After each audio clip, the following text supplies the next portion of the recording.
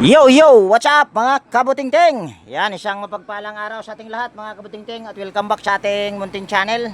Yan, dito tayo ngayon sa Barangay Paco. Ito ay sakop ng Maasin at meron ako ditong nahanap na gagawin. Dalawang stand pan at mayroon ding ceiling fan pa na isa. Ewan ko kung tatanggalin pa or hindi. At ayun yung may-ari. So, wag na natin itong patagalin. Yan, disclaimer lang. Lahat po ng video na ina-upload ko sa aking YouTube channel ay based lang po sa aking experience at hindi tayo dito nagmamagaling. So, ito yung ating gagawin. Isang stand pa na asahe at saka isang stand pa na camel. At gaya nga na sinabi ko, yan mayroon pa daw ceiling pa na ipapagawa. So, nahanap ko lang ito habang ako ay naghanap ng customer. Ito daw, itong asahe ay ayaw daw gumana. Tapos yung camel, umaandar naman daw kaso mabagal. So, ito yung uunahin natin itong asahe na ayaw umandar or ayaw gumana. My favorite brand, Asahi. Ayan, lagay natin dito sa karton. Tapos ayusin lang natin yung ating tripod. Oy. Ayan. So tanggalin lang natin itong pangharap na grills. Diretsuhan na. Tapos ikot lang natin yung LC. Ayan, kung makikita nyo, malambot, matagal huminto. Saksak daw natin ito dahil hindi ko pa naman to tinesting. So ayan, saksak natin dito sa ating extension. Uy, umaandar pala kaso mabagal din. Ayan o, madali lang ito mga kabutingting. Bali, tanggalin natin tong LC, pati itong screen para malinisan. Ang magandang sinyalis ito pag mga ganito ang mga problema lang, mabagal. So ayan, makikita nyo, prewell na prewell. So bali tayo magpainit muna ng soldering iron. Yan, sa mga bagong napadpad dito sa aking munting channel, baka pwedeng hilingin ko po ang inyong pag-subscribe at pakipindot na rin yung notification bell at ilagay sa all para ma-notify po kayo pag mayroon akong mga bagong i-upload na video. At mega love shoutout po sa lahat ng aking mga silent viewers, organic viewers. Mega love shoutout po sa inyong lahat, sa mga solid kabutingting dyan at sa mga kaibigan ko sa YT. Yan, mega love shoutout. Kung makikita nyo mga kabutingting, napakaganda pa. Ayan o, napakaganda ng rewind. Try daw natin itong alugin. Yan, walang kaalog-alog. Sigurado na ang kapasitor ng problema nito. Basta ganito ang kulay ng kapasitor, medyo hindi tumatagal. So ito yung ating tanggalin ng tornilyo sa kapasitor. Tapos dali, ayos pala natin yung ating camera at hindi masyadong kita ang kagwang. So putulin natin ito. Yan, dahil ito naman ay video, hindi nyo talaga nalalaman na mabagal. So itester natin yung kapasitor.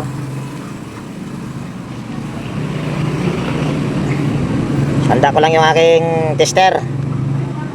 Ayan, tapos on lang natin ito. Tapos select natin ito sa capacitance. Ayan. Ay, balatan pala muna natin itong kapasitor. Bali, ang kapasitor na ito ay 1.5 microfarad. So ito yung ating tester kung ilang microfarad na lang ito. Ayan, tingnan natin. Ayan, 184 na lang, nanofarad. So ibig sabihin, ito ay sirang-sira na talaga ito. So hindi pa mainit yung ating hinang. Bali, ito ay aking anuhan, balatan yung dalawang wire. Siguro yung aking ipapalit na kapasitor nito ay 2UF.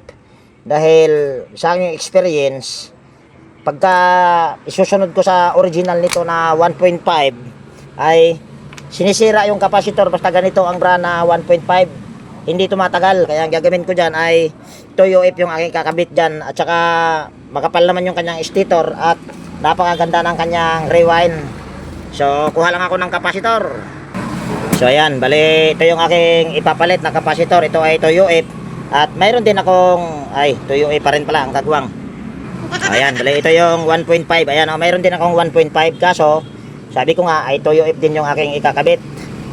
So ito yung aking ikakabit, 2UF. Dali, pakita ko lang. Ayan, oh. So, bali hindi pa siguro mainit yung aking hinang, kaya lilinisan ko muna yung screen at saka LC. Ayan, bali nalinis ko na yung LC at saka screen, at siguro mainit na tong aking hinang. Try natin. Ayun, mainit na nga. So, lagyan lang natin ito ng soldering lead, yung magkabilang terminal ng capacitor, at saka bali kanina hinabaan ko to sa pagbalat dahil akala ko ay mayroon ako wala, ito yung aking may kakabit, yung may wire, pero mayroon naman, kaya ang aking kakabit itong walang wire, yung dihinang. Actually kanina ay nakapag vlog na rin ako, at siguro mga linggo ko pa siguro yun i-upload. Ayun, ginawa ko yung video na yun para makapag shoutout, dahil matagal na rin akong hindi nakapag shoutout, mga kaputingting. So abangan nyo na lang po sa linggo. Bali pangalawa ko na itong vlog. Ayan, tapos kahit pre-wheel yan lalagyan natin dito ng langis. Tumanda, igaganyan lang natin para yung langis ay pumunta rin doon sa pinaka ano nya, foam. Tapos gaganituhin lang natin para yung langis ay siguradong pumasok doon sa bushing. Tapos dito sa kabila lalagyan din natin ng langis, sabay ganon din, ganito gaganituhin natin para yung langis ay pumasok doon sa bushing. Ito pwede naman na 1.5 ang ilagay nyo, at sa akin kasing experience, bali hindi tumatagal pagka 1.5 ang aking ikinakabit dyan, kaya tinatasan ko. Tinatalo kasi yung kapasitor sa motor dahil makapal yung kanyang rewind.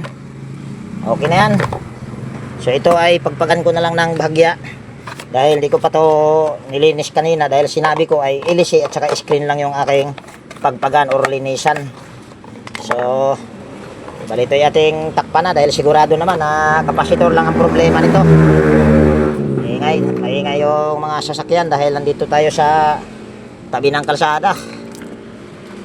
Yan, bali ito ay ating kabit na yung ano dito, tornilyo at saka yung pinakasabitan ng switch. Oy, dali. Okay.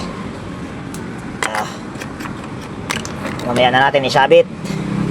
So lagyan na natin ng rails yan. Atras ko lang yung aking tripod.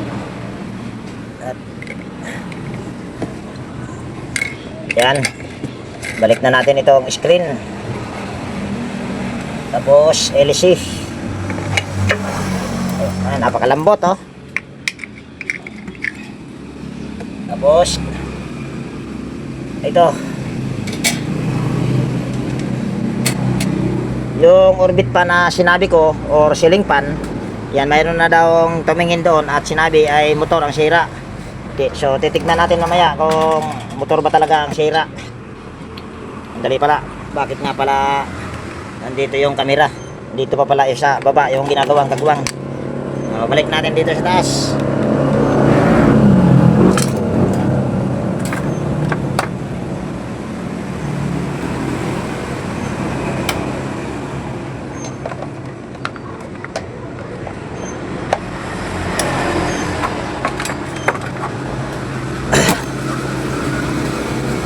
Ayan na. So ngayon ay saksak natin ito.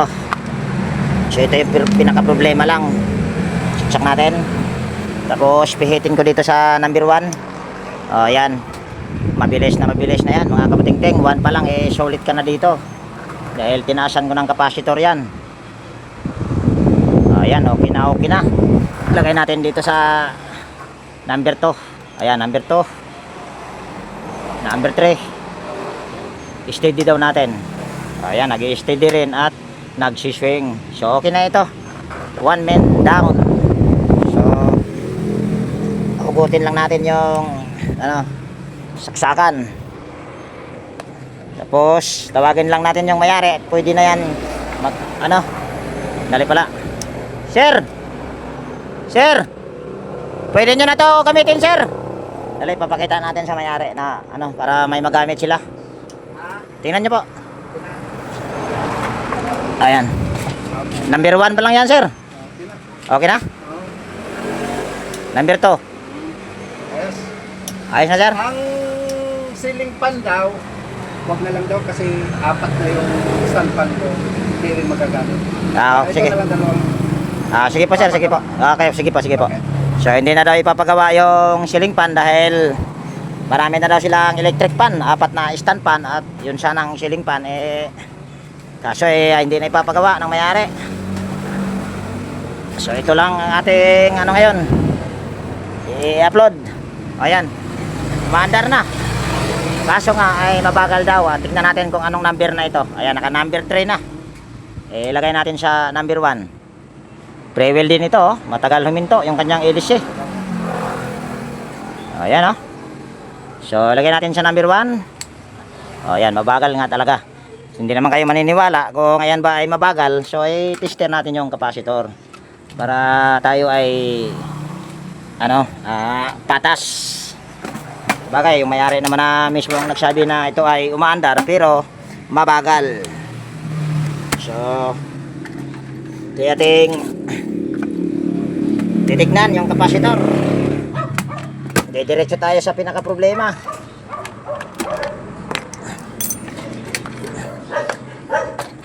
Ayan. Ayan, baling ang ikakabit ko nito ay 1.5 lang. Ang nakalagay din dito, 1.5 microfarad lang din ito. Ayan.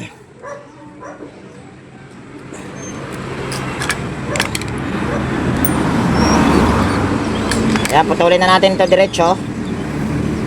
Ayan, tinirahan ko lang ng konti para hindi tayo mahirapan sa pag-tester at balatan ko na ito.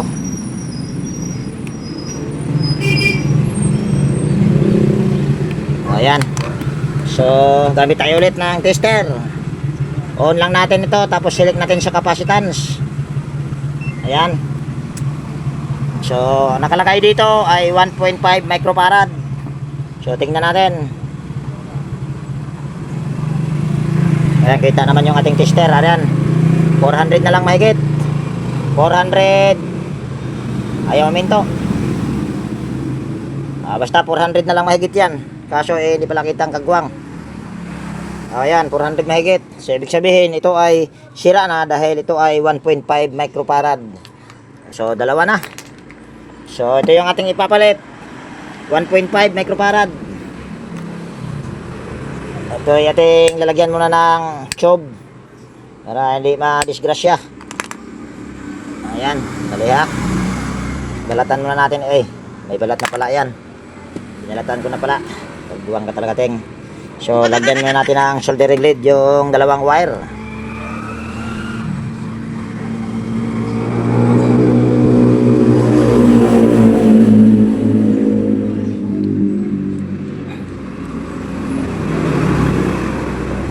Ayan, tapos ganun din. Lagyan din natin ng ito, soldering lead. Ayan. So, lagyan muna natin ito ng tube. Ayan. Tapos ito ay ating ihinang na.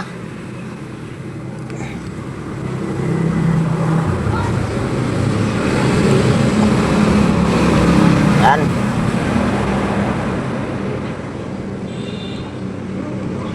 Okay na yan. So, yung tube ay ilalagay lang natin dito.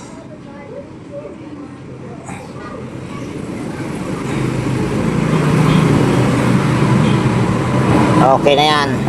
Tapos, ito ay aking bubuksan lang dahil papalitan natin ng cable tie yan. Dahil yung mga cable tie na ito, yan o, puputol na. Baka mamaya, madisgrasya pa dahil ang gamit pa naman ito ay cooling pan. Ayan o, yung spacer nya, cooling pan spacer. Kaya kailangan natin itong baklasin para maitali natin ito. Siguro yung pagtanggal ng mga tornilyo or pagbaklas hindi ko na ipakita. So stay-put muna kayo dyan. Ayan, bale natanggal ko na yung mga tornilyo. So ito yung ating hawakan lang dito sa pinaka nya. Ayan o. Dahil pwede yan sasama pagka ayan ay iangat natin. Pero gamit muna tayo ng flat screw. Ayan, ipit lang natin ito para hindi madisgrasya yung motor. Kung hindi kasi natin ito tatalian, baka mamaya dahil wala na itong tali, madisgrasya yung pinaka motor niya, yung hibla magkaputol-putol, wala na, hindi na ito mapapakinabangan ng may-ari, sayang. Ayan putol na kanyang cable tie. So tali lang natin ito.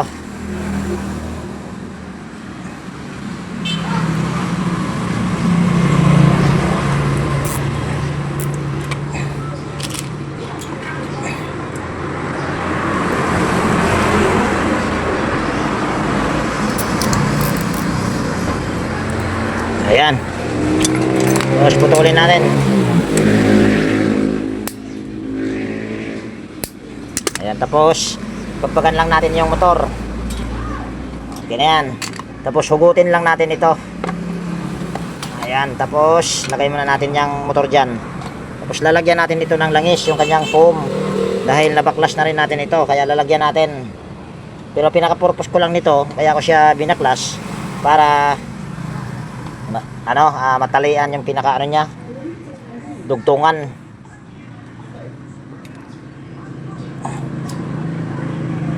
Dali ha. Ako, tumama sa tumama dito sa cable tie. Ayan.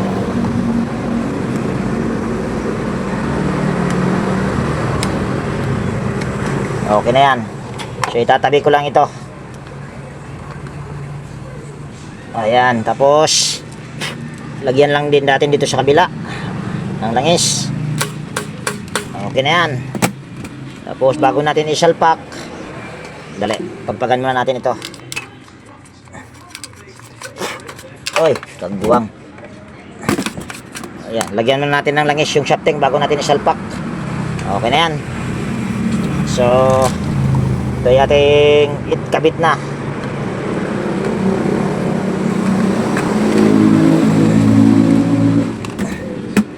Ayan, tapos tornilyo na natin yan.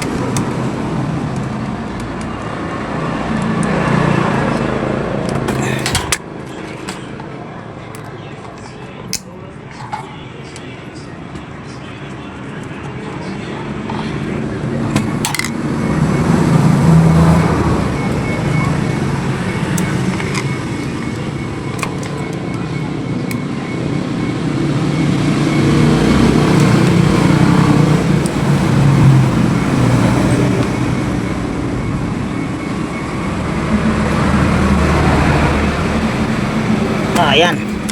Tapos pukpukin lang natin ang bahagya dito para ma-align yung shafting. Ayan, pwede na yan. Tapos kabit na natin itong kanyang tornilyo dito sa swing arm.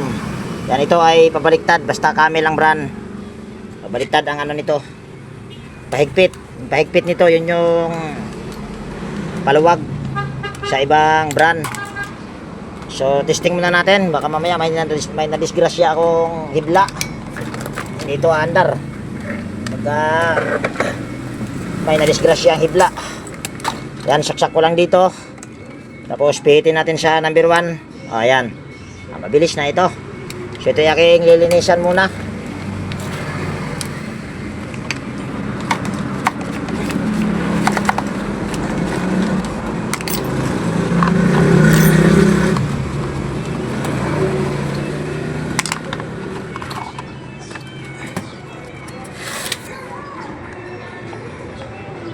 Ayan.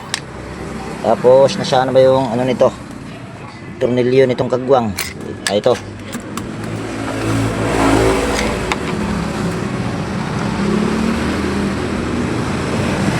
Ayan. Tapos linisan natin dahil napakadumi yung screen at saka ilis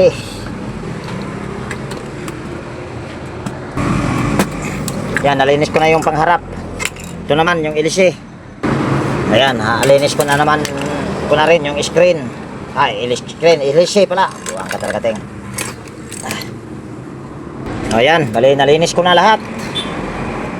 Pagpakan muna natin ito. Ayan. So, babalik na natin yung screen at saka ilisi. Dahil nilinis ko na ito. Hindi nyo nga lang nakita. Ayan, tingnan natin kung prevail ba. O ayan, prevail ito. Ito ating balik na.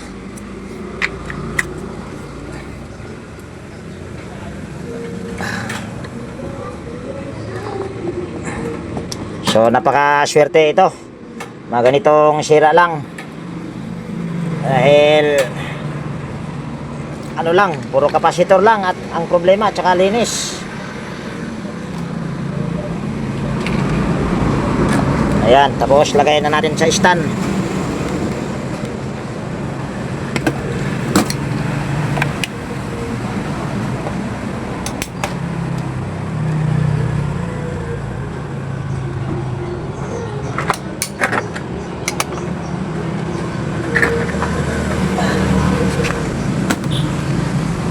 So ayan. So ngayon, mukhang tabingi yata ang paglagay kong kagwang Hindi diretso. Tapos maluwag din yung tornilyo siguro nito sa pinakaliig niya dahil mataas bigla. Ayusin muna natin. Kagwang na, hirap pagka isang kamay lang. Ayan. Dali ha. Ayan. Hirap pag isang hirap pagka isang kamay lang. Ayan. Tapos saksak natin. Pandarin natin. Dahil mahirapan tayo sa paghigpit ng tornilyo. So, pandarin muna natin. Ayan, number 1 pa lang yan. Tapos, steady natin. Tapos, hihigpitan natin ito. Lagay ko muna yung aking tripod dito.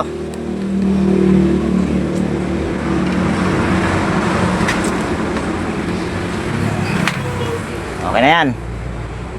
So, yan ay naka number 1. Lagay natin sa number 2. Ayan.